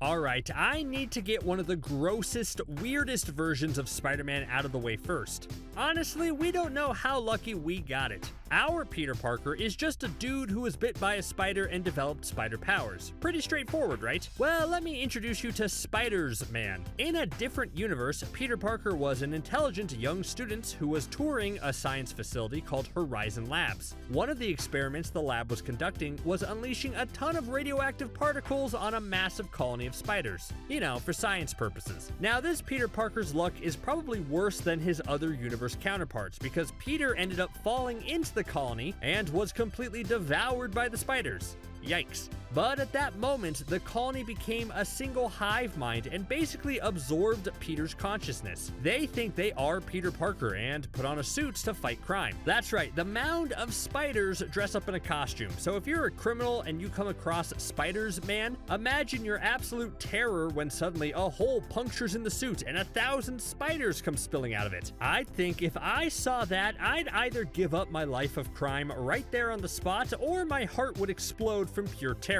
What could be better than seeing a man with spider powers? How about a dinosaur with spider powers? Yeah, that's right, this next entry is perfect for all those fans who love superhero movies but just wish it would someday cross over with Jurassic Park. Earth 99476 is one where reptiles are dominant and everyone looks like an advanced, evolved version of a dinosaur. Everyone looks pretty good for having a dinosaur makeover, but of course the one I want to talk about most today is Arachnosaur, which, as you can imagine, is basically a velociraptor in a Spider-Man outfit. Apart from wondering just how Arachnosaur functions in everyday life, the most interesting tidbit is the fact that Arachnosaur is a member of the Fantastic Five, alongside, okay, forgive me for all the dinosaur puns, Arachnosaur fights alongside Dino Torch, Invisigoanodon, Soar Fantastic, and Thing. Yeah, it's unfortunate Thing didn't get a dinosaur nickname, but I guess it's hard to do something with that. If any of you can think of a great dinosaur name for the Thing in the comments, I'm all ears. Into the Spider-Verse really kept the focus on Spider-Man and different variations of the web slinger, but I hope Across the Spider-Verse branches out and includes some versions that are mashups of other popular superheroes. The most interesting of that bunch would be Spider-Hulk. The name is kind of self-explanatory, right? In the comics, there's actually a few different versions of Spider-Hulk across the multiverse. One of them appeared in the Web of Spider-Man series back in 1990. Peter Parker faced the Hulk in battle and ended up being zapped by a Hulk energy blast. This really messed with Peter's senses for a few days until eventually he got angry, and let me tell you, I really liked it when he was angry. Peter transformed into Spider-Hulk and did what you'd expect from a Spider-Hulk. He started smashing things. I think a Spider-Hulk in Across the Spider-Verse would be awesome to see because it would add some serious muscle to the group. Spider-Man's already strong naturally, but there's something about the brute force of Hulk that's always fun to watch. Plus, it would be fascinating to see how Spider-Hulk operates. Spider-Man is agile and dexterous. Hulk is a blunt, rampaging monster. Those two sides clash, so which one would win out if we saw Spider-Hulk? Or would we see a perfect hybrid that's as powerful as Hulk, but as agile as Spider-Man? That would make Spider-Hulk almost unstoppable. So I always love the versions of Spider-Man that take place in alternate time periods. There are a few of them on this list, but I think one of the most prominent is the Spider from 1602. And yeah, that's the year, not the Earth designation. The Marvel 1602 era takes place during the Elizabethan era, and we see different versions of Spider-Man, Nick Fury, the Fantastic Four, Doctor Doom, and more. Legendary writer Neil Gaiman is the author behind it, so if you haven't checked it out yet, go do that. So let's talk about the Spider. His name is still Peter Parker, but it's spelled a bit different. It's spelled P-A-R-Q-U-A-G-H. And his backstory is relatively the same, but with some Elizabethan tweaks. Throughout the original Marvel 1602 series, the running gag was how this Peter kept almost getting bitten by unusual spiders, but managed to avoid it until the very last issue of the original Marvel 1602 series, and then had his powers develop fully in the sequel series. I think adding some Shakespearean flair to the Spider-Verse would be hilarious. Like, just imagine the conversation Spider-Man Noir would have with the Spider from 1602. And I would hope if the Spider shows up in Across the Spider-Verse, his fate isn't the same as his comic counterpart. Like a lot of these Spider-Men, the Spider had his life force sucked out by Morlun. Bummer. Covenant of the Shield comic series is set in a sword and sorcery version of the Marvel Universe, so it's sort of like Dungeons and Dragons, but with Marvel characters, and if that doesn't entice you, I don't know what does. The Spider-Man of this universe goes by the Web Slinger. His history is kind of quirky. So when he was a child, he was fascinated with spiders and eventually traveled to Webwood and met the mysterious Widow of the Web. He then begged her to teach him everything there was to know about spiders, and the boy was gifted with all the powers of the Spider Kingdom. Yeah, as I said, he really loved spiders. But I guess in that era, what else was there to love? Netflix and YouTube weren't around yet, so you might as well become fascinated with insects. And the look of the web slinger is both cool and a little frightening. He's not just some guy in a costume, but rather he has extra arms and can generate his own webs, and definitely looks more like a giant spider than we're probably used to. I like the element of how, even though he's a hero who protects people, the world around him sort of fears him because he looks like a monster, and some claim that he's no better than the bad guys he fights. So even though this is set in medieval times, it still captures the same essence of modern-day Spider-Man. The Spider-Man over in Earth 2818 seems pretty normal on first glance. He's in the classic suit, he's quippy, and he looks pretty unassuming. It's only when you sneak up on him and suddenly a massive sonic cannon appears on his back that you realize maybe there's more to this Spider-Man than meets the eye. Yes, this is Cyborg Spider-Man, and I immediately want to see a whole comic series devoted to this character. Come on, seeing Spidey swing around on webs is cool and all, but you're telling me you aren't more interested if his arm could suddenly become a laser rifle and he looks like he's about to hunt down John Connor? What's really interesting is that the suit looks to be a part of him and it transforms around his cyborg body. And I guess that's better than the alternative. Can you imagine a big robot trying to squeeze into spandex? I don't think so. So what gives with Cyborg Spidey? Did a horrible accident leave him broken and he was forced to upgrade to cybernetic parts? Did a regular version of Peter Parker build this version of Cyborg Spidey? So many questions, and it's something Across the Spider-Verse could explore more. I could see Cyborg Spider-Man and Penny Parker getting along, don't you? Yeah, not all Spider-Men across the multiverse are good guys. Into the Spider-Verse presented the idea that all the versions of Spider-Man were heroes in their dimension, so I think a fun addition to the sequel would be to introduce some evil webheads. And I would say Man-Spider is one of the worst and most terrifying. Over on Earth 51412, there's a character named Patton Parnell. That should be the first red flag right there that we aren't getting another universe version of the generally good-hearted Peter Parker. Anyways, Patton Parnell lived with his abusive Uncle Ted and had a major crush on his neighbor, Sarah Jane. Sarah asks Patton to help her expose illegal experimentation on animals at Alcorp, and while looking around, Patton is bitten by a huge red spider. And yes, he gains spider powers, but just not the comic-friendly ones like super strength and agility. No, he develops a thirst for webbing up and devouring small animals before working his way up to people. He transforms into a hideous spider monster and ends up biting Sarah Jane. Thankfully, Morlun shows up and drains his life force, which is one of the only good things Morlun has ever done. Though it's a little too late, as the bite that Sarah Jane got causes hundreds of spiders to be born within her and burst out. Yeah, it's disgusting. Having Man-Spider as a villain in Across the Spider-Verse would up the creep factor by a lot. Spider-Man already sort of feels like a cowboy, right? I mean, he has the swagger for it and is just missing the general Old West setting and a cowboy hat. Well, would you be surprised if I told you that the Spider-Man on Earth 31913 is just an Old West version of your friendly neighborhood Spider-Man? Yep, this version is Patrick O'Hara, a gunslinger that was bitten by a spider that was bathed in a special elixir given to Patrick by an Apache shaman. And fun fact, the spider also bit his horse, which was aptly named Widow. So both of them developed superpowers. Patrick and Widow even developed what's called Rider Sense, which is a telepathic connection that helps them fight criminals like an Old West Morbius the living vampire. And the small detail that I want to highlight is that you'd obviously expect Cowboy Spider-Man, aka the Web Slinger, to wear a mask. but Widow also wears a little Spidey mask. It's adorable. Across the Spider-Verse needs to amp up the crazy Spider-Man it introduces, and I think the cowboy Webhead and his trusty steed would make for wonderful additions to the group.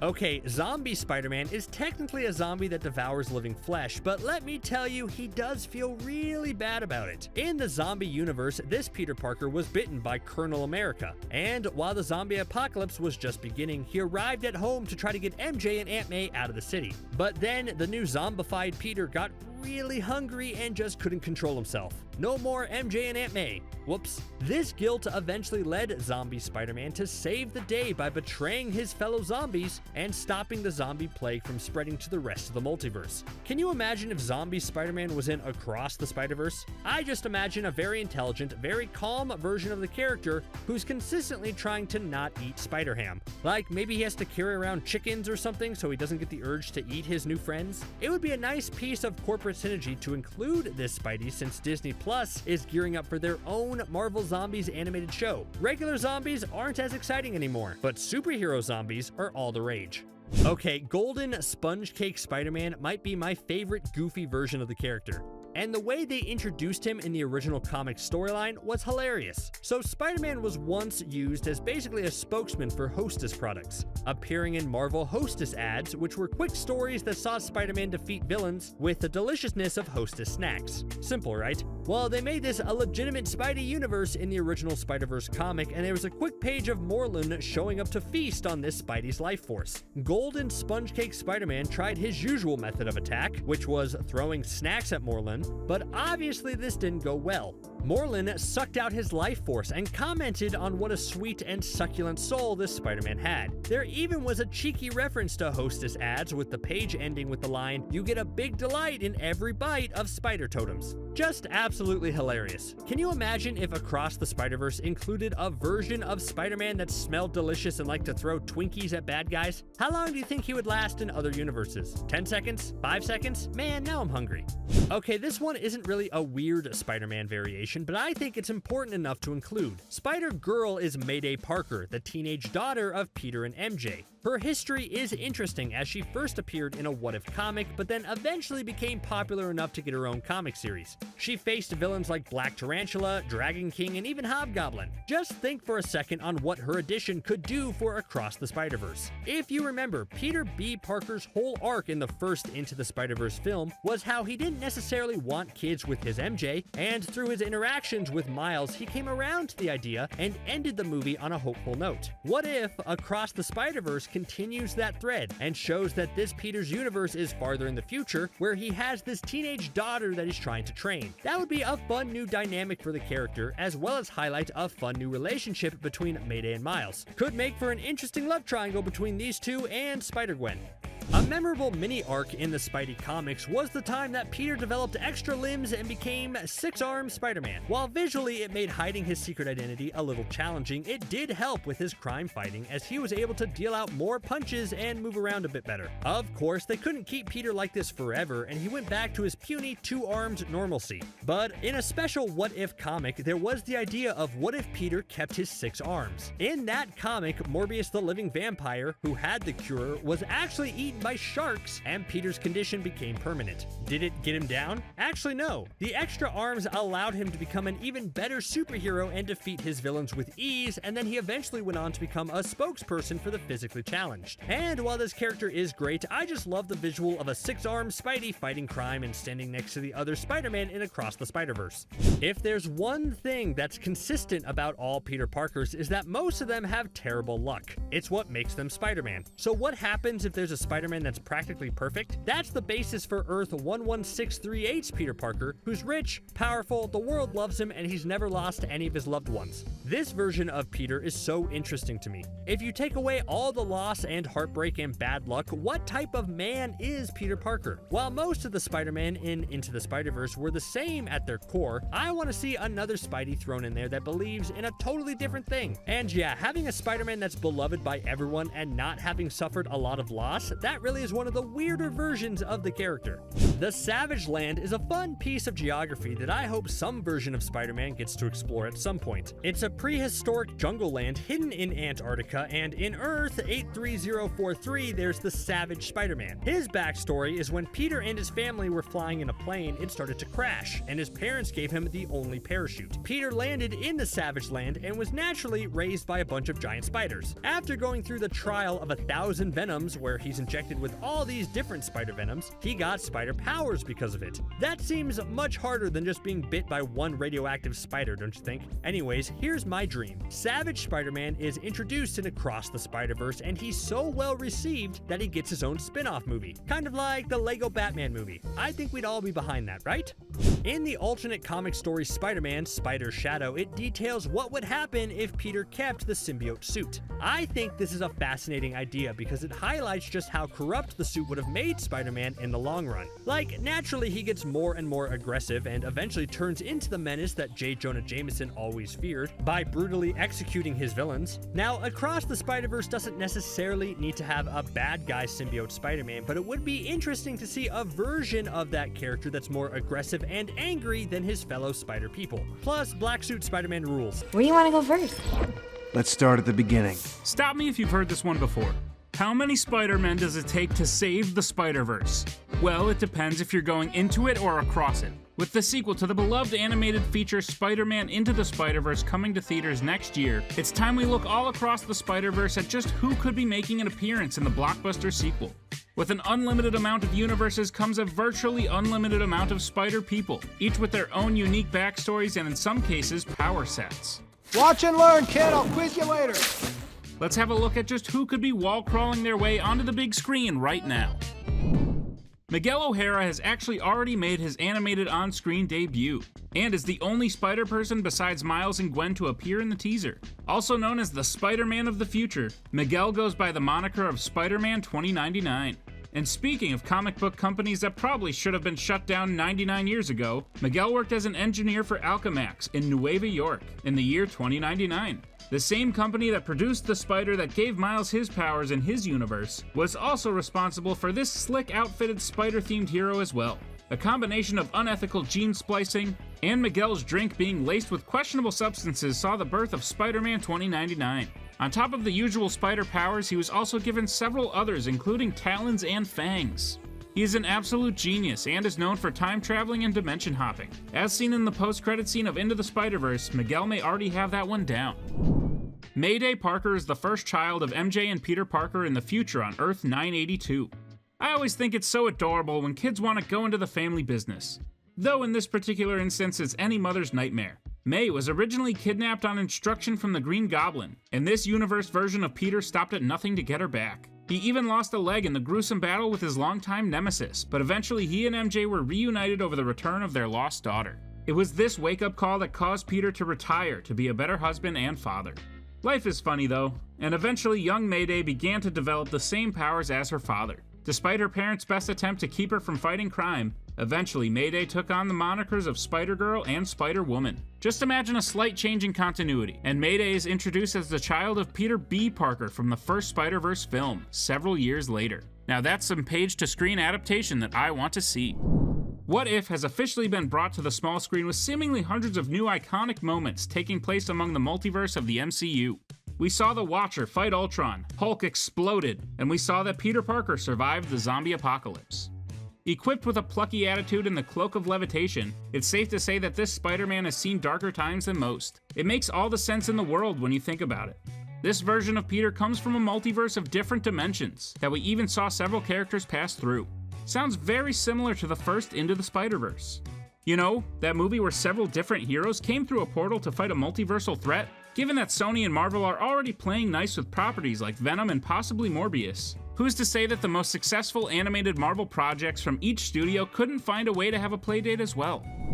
Ben Reilly is one of the coolest and most well-known versions of the spider-themed webhead. His backstory is unlike many other heroes from any universe, because he actually started out as a clone of Peter Parker. You know that meme of Spider-Man pointing at himself? Yeah, that. The villain, known as the Jackal, created several copies of Spider-Man with the intention of having them destroy the friendly neighborhood hero. In their first encounter, however, Jackal kicked the bucket, leaving some lost clones without a leader. The one who would eventually become Ben Reilly exiled himself for 5 years.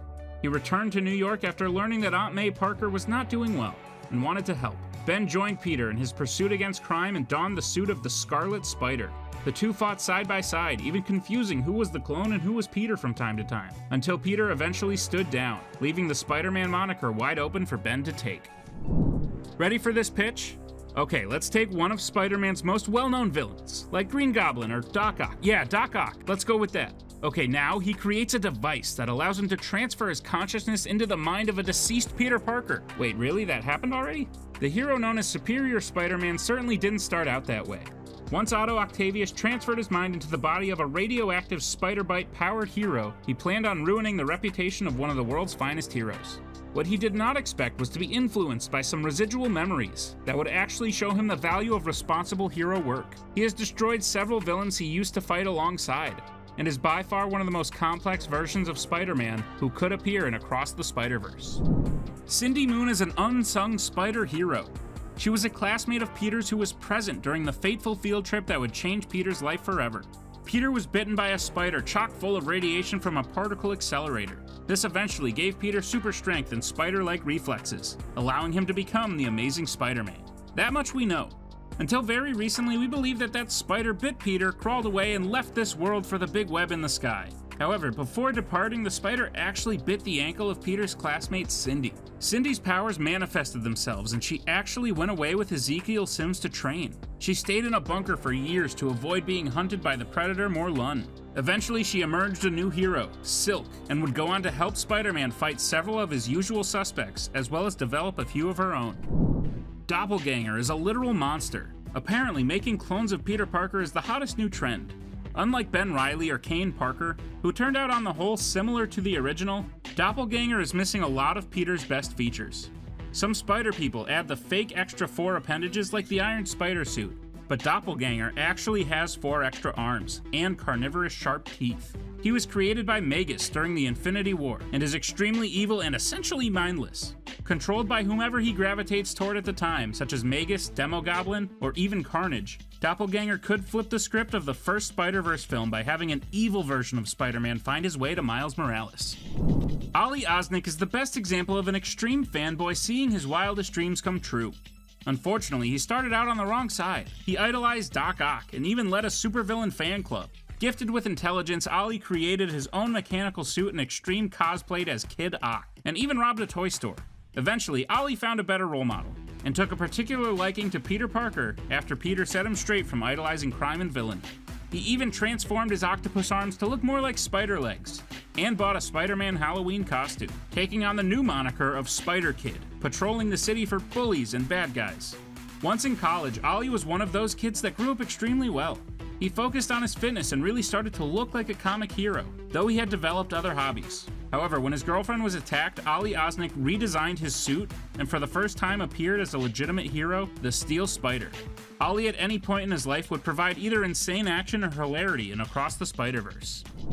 Cassandra Webb doesn't have your typical spider-themed backstory, but I mean her name is Webb, so you kinda have to go that route, right?